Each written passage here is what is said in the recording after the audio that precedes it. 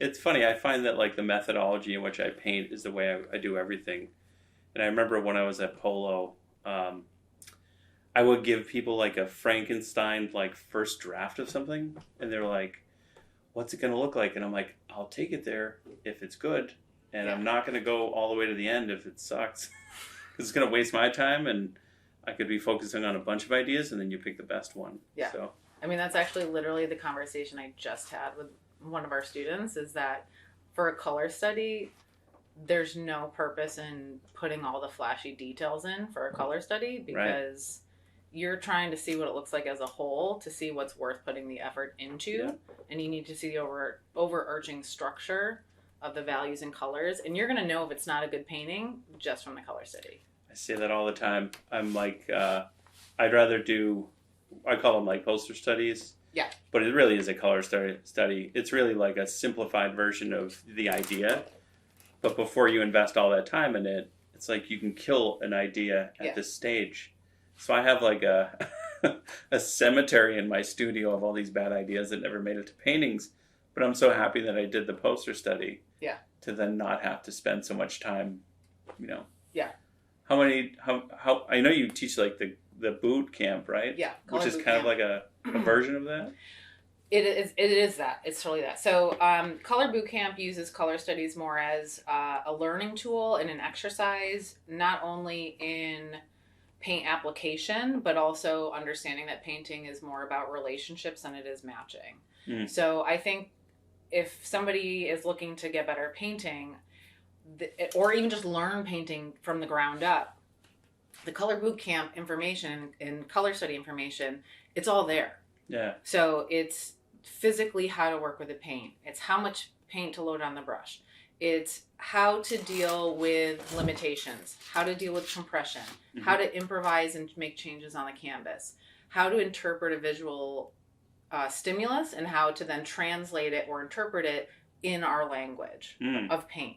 So I honestly believe that if somebody sat down and thoughtfully and purposely did like 100 color studies, you've got all the skills there for painting. Yeah. And then when you go to like a larger, more elaborate painting, where even if you're doing glazing and scumbling or working transparently or working opaquely, you have all the skills necessary. Yeah. So the Color Bootcamp is really meant to be more of like a foundational grounding in the act of oil painting. And color's kind of like the distractor. Like people think it's going to be this like fun, colorful thing, but it really, I think they're accidentally learning how to paint.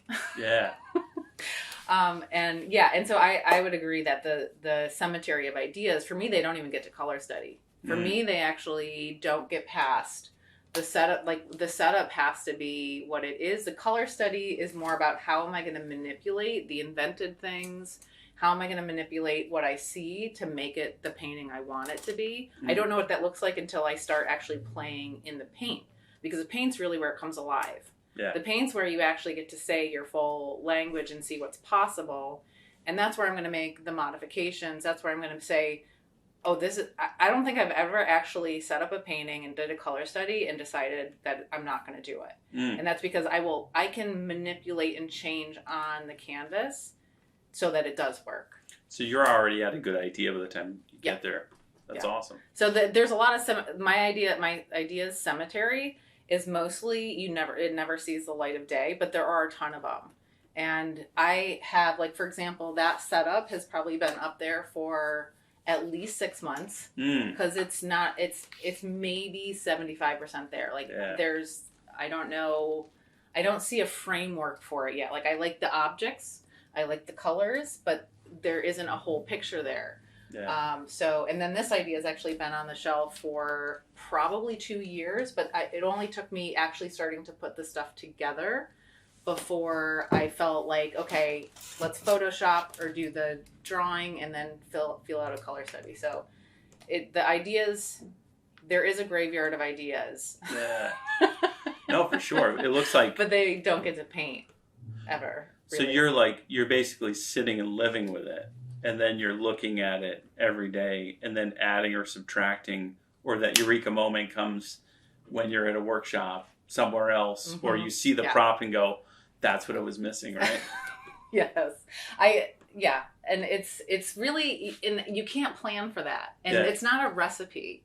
And that's where I think it really ties into the way that artists go out the world is you have to constantly, for better or worse, constantly be open to like the universe putting something in front of you. Yeah. And I always joke that I'm not like a woo-woo type of person, but in a way I am, because I'm letting serendipity, or I'm letting randomness be the thing that puts something in front of me that I can then connect previously unconnected data points. Yeah. And then that's exciting for me. And that's where I get like the goosebump moments. So it's funny because it's like we're actively always shopping, I would imagine, because we're real still life painters, right? Yeah. But we're also not, right? Like the whole Robert Henri quote that I put in like the Artist to Life was, I'm interested in art as a way of living, not as a way of making a living. Yes. To me, I'm like, there's no separation when I go to do a workshop where I stop at whatever it is to get a coffee, and I'm like, oh, they got a cool prop up there next to it, right? An old coffee maker or something. And I'm like, oh, that is the instant connection to the thing at home, because I do it the same way. Some of the stories I tell are like, it took me the boat painting in the Artist to Life 4 years to work out, but I worked it out through a couple color studies, so that's part of the process. And then from there, I found little props that were like, oh, that's what it was missing. And then all of a sudden, you know, you're ready, and then you take it and run. Yeah, that's exciting. That's always when the gas pedal can be fully depressed. Well, you found the needle in the haystack that you feel like was what it was missing. Yeah. And there's times that I have my online recorded webinar, The Magic of Indirect Painting. And I think sometimes when we're doing workshops, I find the most stressful thing is actually like, I need to do a setup fast. Yeah. Right? So I went out to do this workshop in Utah, and I was bringing a couple things, but I was a little like, because that's where really my time and effort mostly goes to. So I was like, I got to set something up within 24 hours. Yeah. And I had to work with a lot of their props, and it is always relieving that like when you're kind of under pressure, you can make it work. And so I think there's multiple ways to take the same setup and make it work in different ways, or take similar objects. And I've had this dream in theory, and you're always involved in it, where I take the same objects and I put them in a box and I ship them to different still life painters. And then we don't get to show each other what we're doing, and we see what we all end up with the same objects. Yeah. Well, even like lighting or studio. Exactly. The lighting, the background information, how it's composed, how it's designed, the overarching like proportions of the canvas. Like that would just be really interesting to see like, so I set up one for the Magic of Indirect Painting. I did spend time with it. But there was a point at which I landed on a setup. I'm like, this is valid. This could work. Yeah. But there's just something where I was like, I have the time. I'm going to sit with it. And, you know, I'll play a little bit more. And the concept of play, I think, is incredibly important, because that's really where you give yourself the freedom to try and test and enjoy that part of the process. It's stressful. I mean, I don't know about you, but that setup always stresses me out because I just want it to be good. But that's really where our improv and play that's really for me where it happens. Like there's a little bit of technical play when I'm doing textures or working with the paint in a specific way. But to me, the real creative challenge is making something worthwhile of my time and effort when it comes to putting the paint on the canvas. Yeah. Yeah, that's interesting. Do you ever like switch something after you've started it and you're like, I have a better idea, or are you like locked in at that point? 97% of the time. Oh, very, very technical. 97% of the time, I don't change a thing other than like modifications within the color study where I change values, colors, relationships. Yeah. I have a certain painting right now where I'm specifically exploring diving into tangents, and I'm purposely shifting drawing information so that there are more tangents. So that's more of like a manipulation of the drawing, and I'm doing that on purpose. So that gets changed while I'm drawing, or while I'm setting it up, or while I'm trying to, before it goes to paint. I already have that kind of intended. There has been 2 or 3 instances, that's the 3%. Wow. In which I kind of make a late in the game adjustment. One of them was I decided not to go with a circular frame and do a rectangular frame, so I needed to reconsider some corners. And that might be an addition of, like, there was a sticker in the lower corner to help color kind of balance out. But for the most part, that's all pretty much kind of thought, the major structures thought out in the color study. And if there's any major changes, and by major changes, I mean like a small adjustment. Yeah. My version of a major change is probably somebody else's like minute change. But to me, like, changes late in the game don't really happen because I've kind of done all the upfront structure in the color study and or drawing and or all the else. exploration was in everything that got you to now I'm going to make it. Yeah. Yeah. And even those great paintings, I feel sometimes I'm like, even those paintings that have gone through this graveyard and death and resurrection, it'll turn into something else or a couple versions of it. I'm like, it's still hard to sell it. So when it goes to the gallery, I'm like, you know, it's kind of what keeps me sharp because I'm like, I have to do an awesome painting every time. Yeah. But that doesn't always mean it's going to sell. Yeah. Well, and I mean, that's something that we, I think, as individuals need to balance what's important to us. Yeah. I don't think there's a right or wrong. I think we each are just responsible to ourselves to have motivators that make sense to us. And, you know, for some people it might be that it's important to sell because they just need to make a living with the sales. And so the priorities then shift a bit. I'm very fortunate that I never thought I'd say this, but I'm fortunate that I have a job. I have a job that is steeped in art, and I have a life that I've kind of crafted so that it still makes me better at what I do because I'm teaching what I do. Yeah. I'm very passionate about it. I believe in it, and it allows for me the time because it really does require time. It's an investment. Yeah. It's a time investment and it's an effort investment and it's hard. Yeah. You know, so it's, to me, it's, you know, each person has to feel out what is important, and you can make a great painting and you know it's a great painting and it doesn't sell, and that's okay in a way. Yeah. For me, I'm like, it's just going to live, all my portraits. Yeah. All my portraits live here because they are like, they're made because I wanted to make them. I needed to make them. Yeah. But I don't expect them to sell. If they do, great. Yeah. But, you know, it's not really up to me. Travis Schlatt had a good one. He said, do paintings you'd hang on the walls of your home because they're probably going to end up there anyway. Yeah. I think it's interesting because it's like there's always like, not always, but some galleries want that. Like they want to tell you, like I know I'm asked like, oh, this is what sells or this is what we like of your work. And I'm just like, that's not exactly what I want to do. Right. So I'm kind of always moving. Sometimes I'll move back into that space and be like, there's overlap. But again, I'm in a position too where I do a lot of teaching and I'm like, it affords me to say no to that. So do you get any of that? Like your galleries? Yeah. I mean, I think because they have a job. Yeah. And their job requires, you know, inventory that kind of fits the relationships they have with their sellers. So their motive is to get more of what their relationship with their buyers require. Right. And that makes total sense. And they can ask me as much as they want for a very specific piece, but there's nothing that's going to change what I do here because I also know when I'm not invested.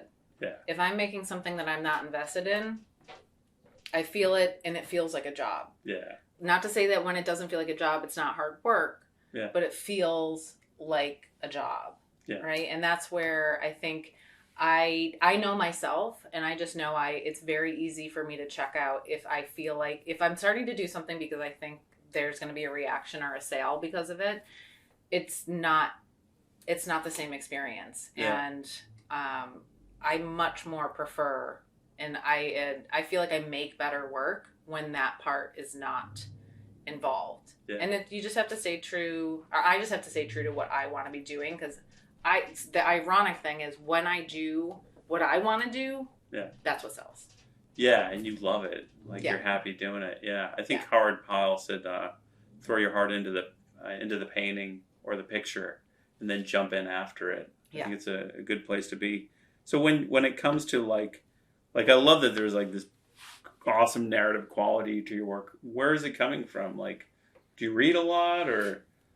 It could be. So I always grew up reading was like a love from a very young age. But I also think, some of my earliest art influences was Norman Rockwell. Yeah. And so I think storytelling, we can all relate to it. I also think in terms of a culture, I feel like I don't have a really, I guess, rich culture that I come from.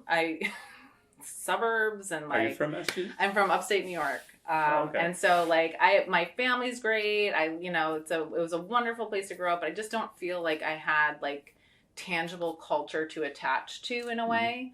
And so I feel like stories, the stories I read growing up and books were my culture in a way. And so in a way, there are these kind of like places where you like learn characters and stories and songs and things like that I feel like each painting is kind of a story, is like a book in a way. And I often use books within my paintings because I feel like they are really powerful as elements and structure in a painting, but they also are indicative of kind of what I strive for in a piece. Is I want it to be personal. I want it to be intimate. When you're reading, it's just you in this environment, right? Yeah. It's a very intimate, very self-contained, and very, and it takes you to a place where you get to make meaning out of things. Yeah. The individual, the viewer. So when I make pieces, I am telling a story, but I don't want it to be a boring story. I don't want it to be an obvious story. And I want each person to have their own narrative or story that maybe is like parallel to kind of what I was going for, but like once it leaves here, it's not mine anymore. Yeah. Once I'm done, once it's cathartic, it's done, it's out there, I got it scanned, or I took a good picture, and then I needed to go live out in the world with somebody else or with other people, because then it becomes like 1,000 million other paintings by each person looking at it. Yeah, well, I mean, we can't control the story that they bring to it or the meaning that people bring to objects or things. It's interesting because, like, when you bring up Norman Rockwell, that's where I started with it too. And we didn't have one. My mom and dad, who are like, we couldn't draw a straight line, kind of parents. Yeah. I just had them on the wall, and I would just be like, oh, there's a whole story in this one image, and you just kind of get lost in them. Do you remember which one was because I had Coming Home. I remember my grandfather had that print. That was the one that I remembered. Did you have one or two specific? Whole story behind that, where I forget what his name was, did a copy of it, and they hid it in the wall of his home. And then when he got divorced, he had the painting Coming Home, and then when he got divorced, he made a copy of it because he didn't want to give it to his wife, I think. So they found it in the wall of the house years later, and the one that the Rockwell Museum had was fake. Oh, that's funny. I did not know that. But he did such a good job of copying it. He was a friend of Rockwell. Yeah. We had the one with the dad. I think it was Sunday morning, where he's with the newspaper, and he's trying to duck, and the family's going behind him. There's a lot of funny moments in Rockwell that I loved about it too. And then humor being, especially when you're telling a story, I try to put humor is something that I feel like isn't always maybe celebrated in people's artwork, or the ability to kind of toy or play that playful. Playful and humor and fun. I just had a conversation with a guy on an airplane, and we started getting into does the world have to be tormented in order to create good artists? And I was like, I don't know if I agree with that. I think there's plenty to be celebrated, and I think the drive to make and create can come out of happiness and celebration or humor as well. And I hope that for the most part, a lot of my work does have a lightness, like a humor, a fun quality to it. I think so. I think it's one of the reasons why I love it. What was interesting was that I came from an illustration background, which is the Noble Rockwell path, mass art here in Boston. And then I went into animation, which was just a love for like The Incredibles. There's always a humorous element to Disney movies or Pixar. And then I started to do, it led me to this art, and then it was very cerebral. You're like in it, and it's like everything is very like, technical, very like precise. Yeah.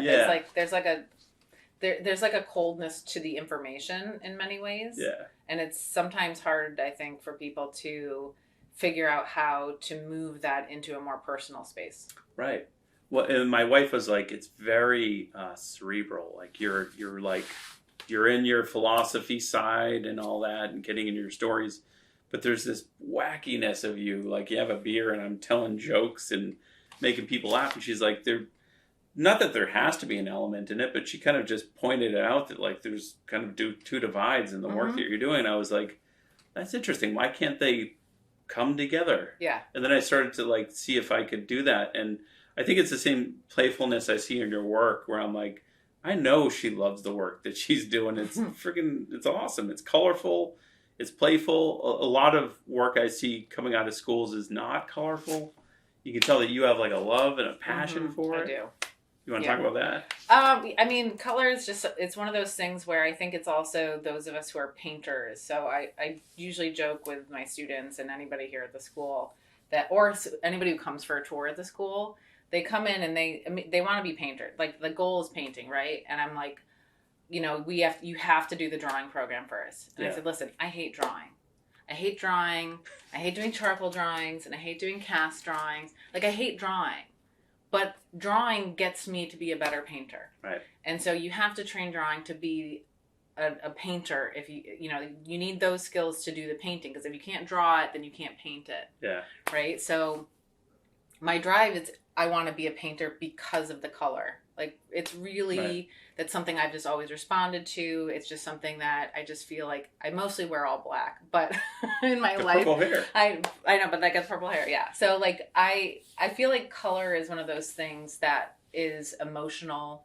Yeah. It creates visual interest and drama and fun. It's impactful too. It's impactful. So I color tends to be like a driver of a lot of my work. So usually they won't start out with actual narratives. They will start out completely abstractly, focusing mainly on color, value, or shape. Yeah. And I will build kind of piles of stuff, or I will collect ideas relating to a specific color, shape, or abstract quality. Mm-hmm. And out of that, I can find narratives. And then I will start to go down, then I'll follow that path, right? Yeah. So I'll use the abstract qualities to like swim around in until something makes sense. And if it excites me enough, then I'm willing to go down that path. But it's mostly colors, the driver of a lot of what I start with. Yeah. And it allows for me to like just respond gutturally or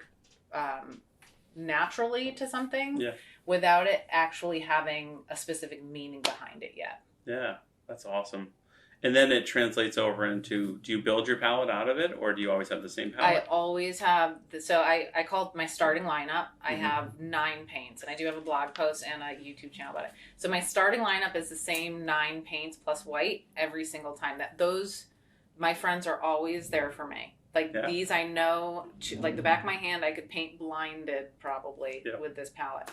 And that's just the one I learned with, except with an addition of like a cobalt turquoise. Like that's the only addition from the standard palette that we learned here at the school.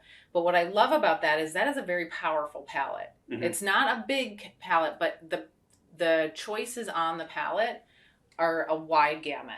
Yeah. They're, most of the stuff you're going to be painting can be hit with these colors. And then I always have like what I call my special guests. So specific paintings may have special guests depending on like if I can't, like purples. I'm usually, because I'm dark. Always that color. The purples are all the ones that I always have to like maybe get a special guest for. Yeah. Or for the most part, yellows are pretty, with my palette's pretty good. Greens. Yeah. Maybe like where I need to combine a different blue and yellow to get a specific green. But Yeah. for my starting lineup, it's the same every time I put them out. Even if I'm not expecting to work on a yellow object, I put all my 3 yellows out. I feel those are the 2 colors that everyone always struggles with. Like even Yellows and landscape purples. painters, right? They're Yes. like, some of them have an array of greens, some of them have like ultramarine blue and cadmium lemon or something. Yeah. But then purple violet is a color that like there wasn't a lot of options over the years. Yeah. And I feel the same way. I'm always like, if I am going to get a purple, I'll usually go with a manganese violet because I love what it does to like skin tones. Or I'm going to throw in... manganese violet? I don't know if I have that one. Yeah. I've had ultramarine violet. Yeah, that's a good one too. So it's weak. Very Is weak. manganese? Yeah. PV15, I think. You know who I learned that from was Michael Klein. I Mm. saw him do a demo one day, and I was working on some gold yellow fabric, and it was like horrible. And I was like, why does this keep looking dirty? Yeah. And I saw a Michael Klein demo at, I believe it was some conference. So I saw him do a demo, and he was doing skin tones, oranges and yellow. And he was using, I'm assuming manganese violet's also very weak tinting, but ultramarine, Very low. ultramarine violet or cobalt violet, super weak. Oh yeah. Super weak, but a nice enough of a purple that it kind of can drop chroma in yellows and oranges without it looking gross. Yeah. So that was a huge like aha moment for me, is like if I'm working in yellows and oranges, that weak tinting purple can really be if you great. want to shift it a little bit. I think the beauty of like some of these old master colors, like cobalt violet came around, I think around the early 20th century, maybe a little earlier, but they didn't have a lot of purple violets, and manganese was the replacement of cobalt, was that they were so weak when you added them to something. I used to think, I remember getting that paint because I was trying to hit a certain color, and somebody suggested try glazing cobalt violet over white to get the chroma. I was like, okay, I'll try that. And I was like, this thing is so weak. Why would anybody buy a tube of this? Like, you basically are buying a very expensive tube of nothing. But, you know, as a more advanced painter, like, you realize the benefit of the weaker tinting. Yeah, so cobalt violet, I think what's crazy about is the price tag, right? It's like, it's a series like 7 or 8. It's always the highest one, and it's like $80 a tube. And I think that's why, just like ultramarine blue came around, the one that we know, the French ultramarine blue, which is the synthetic version, not lapis lazuli, which is the original. I think manganese violet came around because cobalt was so expensive, but it's way cheaper. It's like a series 1. Yeah. But what it does to skin tones when you add it is it gently pulls it over. Almost like you paint with flake white. Yeah. Right. So flake white or lead white or creminence, whatever we want to call it, right? So it's very, very gentle, right? Yeah. Not like titanium, which is like pull you over. Oh, yeah. Similarly, like vermilion. So like all of these things are skin tones or great to add into skin tones because they gently pull it over. Yeah. It's not a dioxazine purple. Yeah. Well, the other one is quinacridone violet or quinacridone magenta, and I'm like, those ones are just gonna pull it quickly. I mean, they're nice. They're great. They're great for, you know, super high chroma stuff. But man, like trying to make mixtures, you've got to really, and that's where I think my biggest suggestion for people, especially learning how to paint or trying to get more control over their painting, is that you have to know what your paints are going to do. Yeah. Like you have, and that I usually do. I have these like grids where I have done tests where basically it's the tubed paint mixed with white, transparent.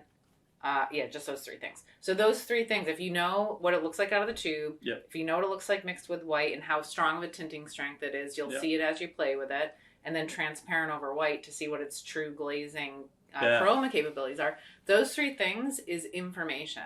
And then the more you use a paint, and this is why I always have only just those 9 paints out, is the more you use it, the more it becomes subconscious, the more you don't think about it. Yeah. Because so much happens up on the canvas. This is like chaos. You have to think on your feet, improvise. If you're thinking, how much of this should I add to make this lighter? Like, I don't know what this does. I don't know what this does, right? And anytime I add a special guest, I have to slow down my mixing process because when I reach for it, I have to be thoughtful, right? And so that to me is like, right now with just those 9 paints, I don't have to think about this. I can deal with my panic up here because something's not working, and I Yeah. know kind of what to do. But on my palette, it's like I like to not have to think about it and bring that process up to the consciousness level. I think of it almost like different cars, where I'm like, when I borrow my wife's car, she has everything in the spots where she wants it, and she has a different car, and I'm like, where's the power window here? Oh, it's a crank, right? Yeah. So it's kind of like everything is all about like, there's automaticity. Yeah, it's like everyone has these things. They're just in different spots. Some of them will go fast, some of them will go slow. But it's why like the debates over color and stuff. I'm like, shouldn't we be celebrating diversity? Like, I love that you get a lot of color in yours, and I'm not going to be able to hit it because I don't have the same set, or I'm going to get a slight variation of it. I actually like that analogy. I'm going to steal that. The car, the presets, the seat. I was just driving, so. No, I like that's a really good analogy in terms of like either just a palette. Like you go to a workshop and you've got one palette, and you come to my workshop, you have a different palette, right? So if the mindset and you're familiar with my paint, you're going to sit down at my palette and be able to use that palette to some degree. And it's the same with painting process, right? Yeah. So it just feels more natural for some people to just work a little bit looser and then build up to refinement. Other people like to really get everything nailed in and then, do more special effects. It's, you specialize, add on, different transmissions or, whatever to make what works for you. Yeah. And that's where there is no right or wrong. And I do fully encourage anybody, even advanced painters like myself, to go and learn from other people and learn like what they're doing, because you may find that something fits the bill for you. Yeah. Well, I think it's like we kind of go on autopilot, and then we know what the car does, right? The analogy. And then you get in another car and you're like, oh, this is interesting. Like this goes faster in the takeoff, right? Or now I have a stick shift and now I can play around more with like the transmission. I think it ends up throwing a bit more kind of creativity in it when you see somebody's process. Mm-hmm. And also the idea of like the guest color or the guest lineup. Yeah. Is that what you call Special it? Guest. Special guest. Is just kind of like you're throwing a little bit of like, not quite sure what this is going to do. I kind of have an idea what it's going to do, but depending on which pigment it is doxine, even if it's almost the same color as ultramarine violet, but it's going to be way different. Oh, yeah. Right? Yeah. It's going to act differently. I say it's personalities. Yeah. I call them personalities because I do feel like sometimes I quantify them as like, this guy's like a bully. Yeah. This lady just a wallflower. That's funny. This lady is the life of the party, I mean, it also makes it, I think, easier for people to like learn and remember. But and it's just, I think technical information is great. Like if you tell me exactly what Munsell notation that paint is, that means nothing to me in a way. Right.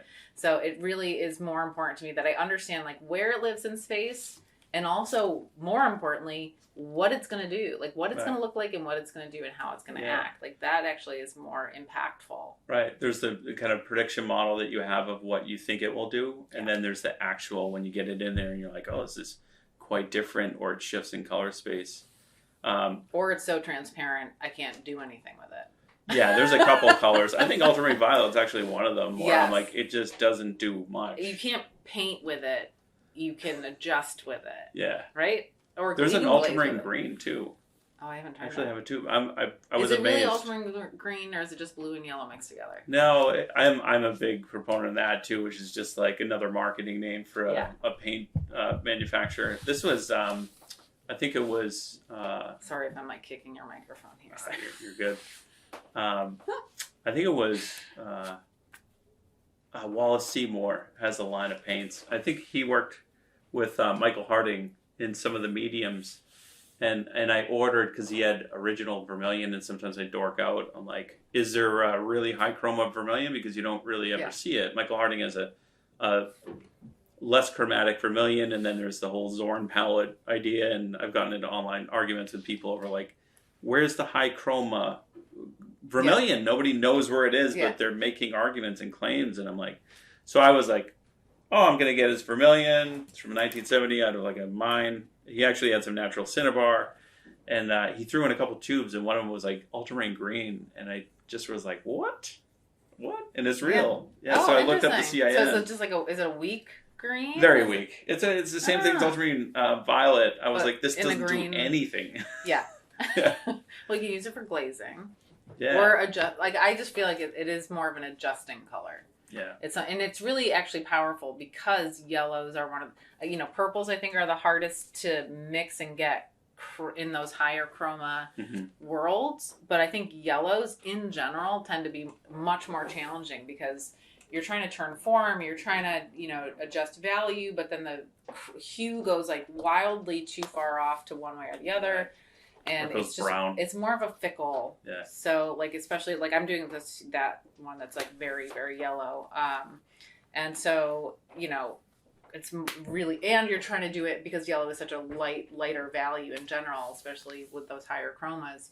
You just like, you're trying to deal with turning form and making it bright and then making it dark. And so I like those weaker colors for the adjusting. Yeah. Yeah. It's so fascinating too, because when you were saying like, out of the tube, it's called mass tone. Transparent. It's called what? Mass tone. Mass tone? Yeah. Okay. And then I learned something new today. The thin application is called undertone. So there's a mass tone and undertone of every color, which is why when I look at like... So that's just like where you're glazing it over white. Yeah, even if you just took it and smeared it over like if you rubbed it into the canvas, right? Just like transparent red oxide, you'd be like, wow, it's just orange. Spreading it over white. Yeah. And then if you put it on undertone and mass tone. Yeah, like a big fat thick glob of it. Yeah, opaque. Yeah, but it's like when I look at those two colors, the same color, transparent red oxide, right? Or red earth. Yeah. Totally different, not totally different, same family, but you would get totally different Munsell notations on if it were a black surface. Exactly. A purple surface, or a white gray surface. Yeah. And I'm just sitting there going like, I get the appeal of Munsell to a degree. But then I'm at the same time going like, but that doesn't particularly help me. As a painter. It's an isolated piece of data. Yes. So. Yeah. No, I agree. I think there's an appeal. There's an appeal to the quantification. Yeah. But unfortunately, we don't have the luxury of objective truth in painting. Mm-hmm. So yes, I could match something, a specific color. Does that actually help me in painting? Not really. Right. Well, as you said at the beginning, I think it was all about the relationships, right? Right. So just because I match it doesn't mean that that's what it needs to end up in my painting. Maybe it needs to end up darker because I need the thing next to it to look lighter. Yeah. So and that's where I think there's not enough push with relationships. Right. To really to be like, you have to just look and react. Yeah. And that's where I think it's also really a shame for when people look at just atelier training in general or looking at like how people do bark drawings, the assumption is that it's just a copying tool and it's just about why don't you just take a picture type of thing. Right. And that just means that there's a lack of understanding that really what we're doing is trying to train sensitivity to visual experiences and understanding how we can translate information and make decisions, like as a director, right? So like we do make changes to reality. And how often, like you're saying, like, do you make changes late in the game? No, but I've already known those changes I will make because of the color study. And that's why I think it's just so beneficial. But really pushing that, it's about being sensitive to relationships, not only in color, but value in shape. Relationships in space. That's what drawing is, right? Yeah. Relationships in space, relationships to the context of the canvas. It's everything is relationships, and nothing lives by itself objectively in a vacuum. Mm-hmm. We don't as humans, and our colors don't on the canvas. Yeah, so fascinating. Yeah, I can't help but think even about like, is it just a step closer to like AI even? Because it's like once you open up the Pandora's box of like matching and it's a copy, then it's like, well, why wouldn't I just trace a photo or, get a device that would tell me exactly what it is? And I'm sure we're not too far away from it, which is just hold up my phone. It's going to give me a Munsell notation. And then I could probably find an AI bot to mix it for me. Yeah. And do I have to be the one to apply it to say that I did it? Right. And I kind of like go down that road of like, what element are we bringing to it? I think there's a human imperfection that we bring that just like you were saying about the still life setups, if we all had different ones, I would hope that we all don't do the same setup, right? Well, I don't know. We'll know. Can't imagine. We'll know when we do it. I know, it sounds like we're hashing out a plan here. I mean, in that same regard, like, the camera is going to be the death of painting. No, right. It wasn't. It's like, so it becomes this thing of like the creating, the making, the doing, the tangible paint, the picking up the brush, and there's a mechanical tangibility action, and it's not tactile. It's not the end. Is the goal to have a painting that looks good at the end? Like, in a way, sort of, but like if you have AI do that and mix it and tell you what to do, then listen, if that's gratifying to you, right, then by all means, I think you should do it, because we only have short time on this earth, and right. if you really get pleasure and you enjoy the process of reading a number and then having something mix it for you and then you putting it in a specific spot on the canvas, more power to you. Right. I just know personally, and from the people that I've worked with or just come into contact with, that does not sound like the experience they're trying to get out of this thing you're spending a lot of time with. Yeah. I do think it is a matter of perception too, which is just like people come in and they see it, and then they see that we get close. And then I even hear my work is photorealistic, and I'm like, maybe if you're like looking at it on like Instagram and you're looking at it on a small on your little screen. phone. Yeah, exactly. But I'm like, no, go see the painting. I mean, the painting is a painting. It's a different thing. There's an interaction of light with the paint film. If you're glazing, it's like there's a refractive index that's playing, and it's reflecting, it's absorbing light, and it's brightening things up. And like I think part of it is a function of that. Like a lot of art these days. The perception and the assumptions of like when you're kind of like so digital far devices. outside. Yeah, when you're so outside of maybe the world of kind of either traditional painting or just what we're doing. I mean, I think even digital artists struggle with this as well, is because like the experience of making has to be gratifying. The experience of the process has to be gratifying. And, you deal with like, you see something so compressed. And without enough experience, either understanding the process or understanding the intention. And that's why I always encourage people to come through for tours. Yeah. Because they're going to come in and see all the work on the walls. And I always say this is student work that's all on the walls. And I know it feels like we're kind of doing these very mechanical copies. But I want to bring you upstairs to show you where we start from, how we're working from life, and how we're actually modifying what we're seeing. And we have a relationship with our materials. Mm-hmm. We have a personal relationship with the material, with the paint, with the color, and we're making decisions, and we're reacting to something, right? To not only what's happening in front of us in the setup, but also to what the paint's doing. Like you're saying, hey, that paint going transparently over the darker background actually causes kind of a grayish haze, and I like that, right? Yeah. So that experience allows for you to then to repeat that because you understand what's going on. Yeah. But that you're playing with, like, you can make the same painting opaquely that you did with glazes, and they would be totally different experiences. Yeah. And that's, we're probably deep diving into what we do, but, I can understand how, like you're saying, the perceived notion on the outside or from somebody just starting or seeing it on social media has the assumption, well, you're just copying and it's passive and it's, matching. Yeah.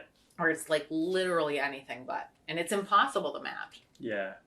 Yeah, and it's also, I think what you were kind of getting to is a love for the journey to get to the end, right? It's not just at the end I have this beautiful painting. It's I love the process of getting there. Yeah. Right? Yeah, absolutely. But yeah, the process of getting there. And I think that I do have a love of the technical. Like, I love technique. And honestly, some of the only times I've really been moved in a museum mm-hmm. is not because the piece was that conceptually moving. Mm-hmm. I actually feel like I've been physically, like, emotionally moved more by like somewhat like abstractish work more. Mm. But when I see like a really well done painting, mm-hmm. that is actually more emotionally moving to me. Like I saw Caravaggio in Ireland, and it was, you know, probably some religious thing. And like, I'm not religious, and the content means nothing to me. But when I look at this painting and you're getting close to it and you see this like brush stroke, it's like that connection of the same person who had the same, we're dealing with the same challenges that I am. It's like that thread through humanity and the connection with somebody who, you know, ended up as in this iconic role in history. But I'm trying to do this too. Yeah. And it's done unbelievably well on this canvas. And that to me is really moving. Yeah. And to me, the concept, like the content, you know, I'm moved by my own content, obviously.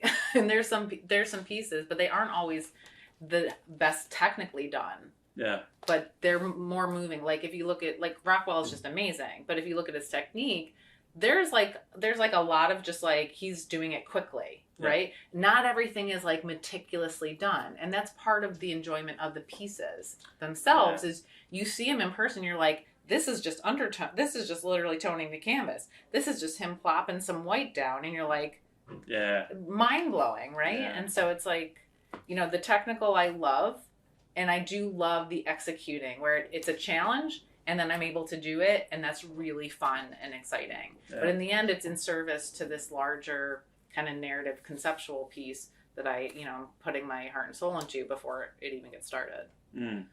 What blew me away about Rockwell because you've obviously been to the Rockwell Museum, right? Yes. And I think it probably is like, you're from upstate New York, so it's probably the same drive, a couple hours from where you were? Yeah. Was that just to see the scale of them, because everything that I saw was scaled down into an 8x10 or 9x12. Right, postcard.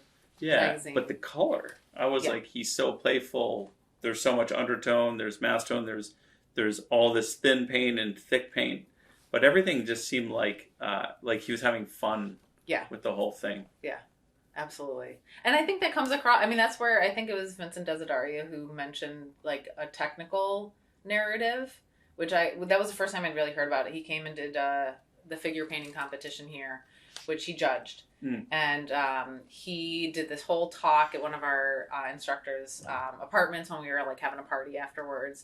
And he brought up this concept of technical narrative in which like, I think especially as somebody who can do up to trompe l'oeil and or like create really believable reality in 3 dimensions on a canvas, the idea of using the paint as a character was relatively new to me as well, because I do really enjoy the illusion, the trickery, the hiding of the paint. And actually Charles Sheeler, who's like a precisionist painter, he's somebody who I read the biography for, and he studied with William Merritt Chase, and then he studied with a couple other people, but he kind of pendulum swung between like very painterly to very precise, and he talked about like hiding the paint.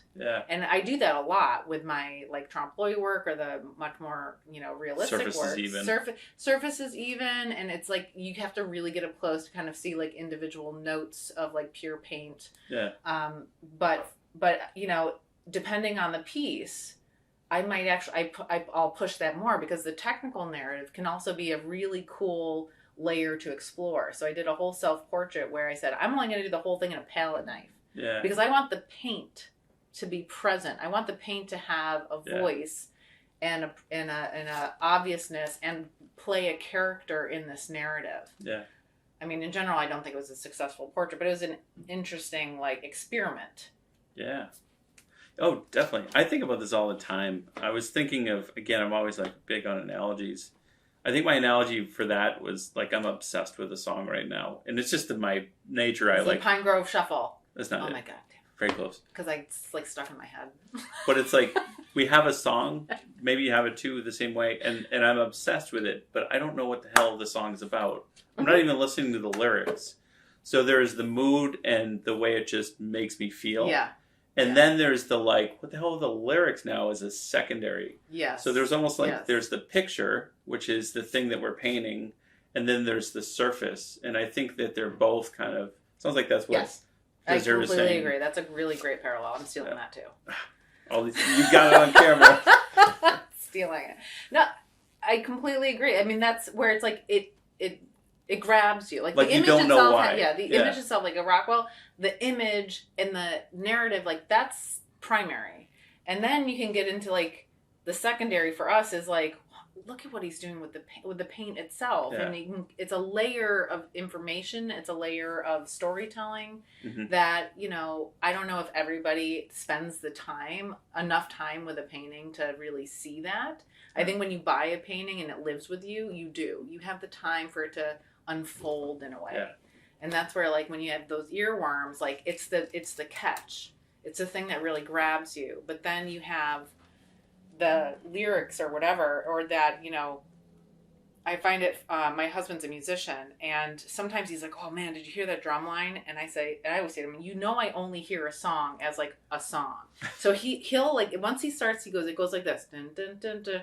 Then my brain can kind of compartmentalize it, and then I can hear some of the different things, and then I can appreciate it on a whole different level. Right, and it's almost like that's kind of what we end up being as teachers, right? We're kind of showing you what it is, like a psychological priming. This is what you're looking for as a painter, right? Yeah. I mean, not that you want to tell anyone what they have to look for, but the eye of the painter, what it is to be in this little world and craft. That sounds like what you're like. You got to get the foundational elements. You need to play the instrument first, and then we can get into whatever music you want to make. Yeah. But most people start like over here. They want to jump in the deep end. Like, I want to make a song. Yeah. Yeah. Well, okay, let's learn guitar first. Yeah, so what can you play? And you're like, nothing. All right. I know that can be challenging, but like we can get you there. But it's just I think it's also a being reasonable with how much time that takes. Yeah. And the fastest way there is to slow down. Yeah, and I think what was it? Michelangelo said, if they knew how hard I worked to get to mastery, they wouldn't be so impressed. Yeah. Right? It's like, I enjoy taking the magic out of it. Of course, but I still think it's magical. It's magical. I mean, I see it's magical in the minutia. Yeah. But I think when we slow it down. I'm a big fan of destroying the illusion. The mystique. Yeah, I want to show the man behind the curtain. Yeah. Because I do think that it makes it more approachable. And I do think that this is the stuff that we teach is logical, it's factual, it's experience, it's digestible. And that's what I know you and I both feel very strongly about, making information digestible for people and not overwhelming, because that can alienate people, and I'm not about alienating people because it's really easy to give up and to feel disheartened. And I was at a point in my life where I felt like I was almost there, where I was like, well, I guess I'm just not good enough. Yeah. And I don't ever want somebody else who loves this as much as we do to feel that way. Yeah. I definitely think that compartmentalizing it down or focusing on things like a barn plate would be about blocking in and drawing the structure underneath, right? I think it was Andrew Loomis that said, by all means, learn it, drawing, perspective, structure, all of that now, so it doesn't hinder you for the rest of your life. Yeah. So it'll like take every little piece of it and break it down into a piece that you just mastered that, right? Now you're going to come over here and master that. Now you're going to come over and master color, right? Mm-hmm. And then you're going to put them together, and that's what painting is. And then you're going to realize that I need to go back over to this again. What did you miss out of that? Or what, what could you reinforce over there? Absolutely. Right. And I mean, I also love to do deep dives into the psychology of learning, to a relatively shallow degree, but I think it's fascinating. And I do think it serves me better as an instructor to understand, the sweet spot of too hard versus too easy, making sure you're breaking out. Is there a exercise, if you're having trouble, is there a breakout exercise? Mm-hmm. Would you be better off separating these skills and then dealing with it, because doing them at the same time is just too many balls in the air? Yeah. And it's really helpful. It's been helpful for me just as I continue to learn, is being more reasonable about what I'm expecting of myself when I'm learning something new and taking a new workshop. And it's scary, especially as like as a quote unquote more advanced painter, is like you have to go into any learning experience and just like put everything to the side and absorb and try to just and put the ego at the door, which is very challenging. So are there things that like you're putting yourself into like other like workshops and stuff like that? Is that what you recommend? Taking them? Yeah. Or would I recommend for what? Well, you said that like you'd recommend people put their ego at the door. And whenever you learn anything new. I mean, I do that because I do still take workshops from other people. I took the diagnostic painter with Anthony Waichulis last year, and a bunch of other advanced painters went in there, and we just did, gradient exercises. And it's really illuminating how much you can fine tune your process and troubleshoot issues you're having back at the studio just by like having other experienced painters help you troubleshoot like the minutia, right? Yeah. The stuff that maybe is probably over a lot of other, way too like small minutia.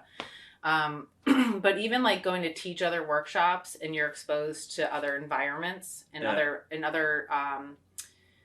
types of art. So I also like to look to other art forms for both inspiration, but also process in terms of, I have friends who are not realist painters. And so sometimes I like to ask them or look at their process, and I look at the concepts they're exploring.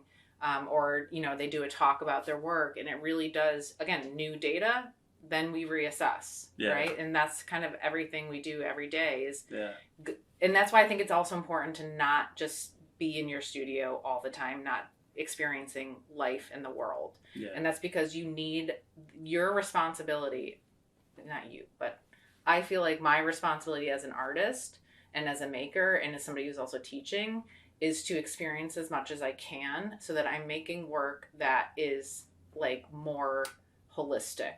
Yeah. And that it also like that I don't just kind of stay in a niche and I don't just keep making the same thing over and over again. Yeah. Because I do think you could do that, and if you still feel gratified by it, fine. I just feel like I'm easily bored. Yeah. And I love poetry, I love music, and I like to take those things and be able to infuse that stuff that inspires me to make like bigger and better and more incredible and more meaningful work. Same way, I think it was Emerson that said, once the mind has been shaped into something different, it can't go back to where it was. I'm continuously doing it too, and when you said you were doing palette knife painting, I was like, I just finished actually my master's degree doing palette knife painting landscapes because I was like, I don't do them. Yeah. But I could continually do like a set of still life paintings that I'm like, what am I going to learn? So and that was what I learned actually. So I was trying to do the self-portrait with a palette knife, and then I was like, I didn't know what to do with it. So I was like, I'm just going to do something I don't care about with the palette knife painting. And so I finished it, and I was like, it was fun, but I was like, I don't think I really got much out of this more than I would a regular painting. If anything, I feel like I got less out of it because I'm not as thrilled with the end product. Yeah. So I took that information and then went back to my painting and said, the big revelation that I made was that I'm just going to use the palette knife when I want to. Yeah. Well, that you don't want to do that, right? So if you had the creative urge, you go over there and do it. Now or like, oh, this would make sense for me to like really slather on some paint and do a little bit more like planar exploration or simplified explanation. Fine. But like, I think, sometimes it's always like, I like other people's work. I like a lot of range. Yeah. So every so often I need to like explore what that looks like and feels like and see if it feels like it makes sense for me. Yeah. And, what I realize is for the most part, no, but there are things I'm going to take back to my regular tree trunk process and then possibly integrate or explore in different ways. Yeah, even if it's something slight, it pushed and expanded the mind slightly different. But again, it also said, I had that creative urge to try that thing, and I know I don't want to do it now. Yeah, I just like it in that person's work. Yeah, that's fun. I tried it. I like what they did, but I'm not going to do it. The other thing is you don't know if it's going to come back. Like you did it now, and in like 3 years you could be like, it sat in the back of my head, and you just never know. Yeah. So, but again, you got to be open. Yeah, like that's where the whole like it's living life in a more open way, which can be more vulnerable, but it also can be like overwhelming, and that's it's a management of information, and so. It's almost like self-prescribed ADD in a way where you're like, you're trying to Allow be like yourself to do it a open. little Yeah, bit. you're trying to be like open, but if you kind of like stick on everything, you need to like needs a little bit of a funnel. Yeah. I don't know. If somebody has a better recipe, I'd love to hear. I think it's a great way to even wrap it up. So I appreciate you taking the time and sharing so much. Of course, we could talk forever. Yeah. Sounds like we may have a still life thing in the pipeline of. I think we should do it. Mailing the thing out. Mailing like a box of the same objects, and then having a show somewhere. Yeah. Just like of all the same objects, different like, painters, same stuff. Yeah. That's cool. Yeah. All right. Let's get that in the works. Well, thanks for having me in your studio. Well, obviously, always a pleasure because I feel like we're not even two sides of the same coin. I think we're on the same side of the coin. Of course. Yeah. No, it's always a pleasure. I mean, I also really love all the work you do in terms of like creating learning tools and creating resources for people, because nobody should be learning from just one person. And I think it's really valuable as we're all putting out information is we just try to make it clear, make it logical, and make it digestible. And I think you do that in a really great way. Thank you.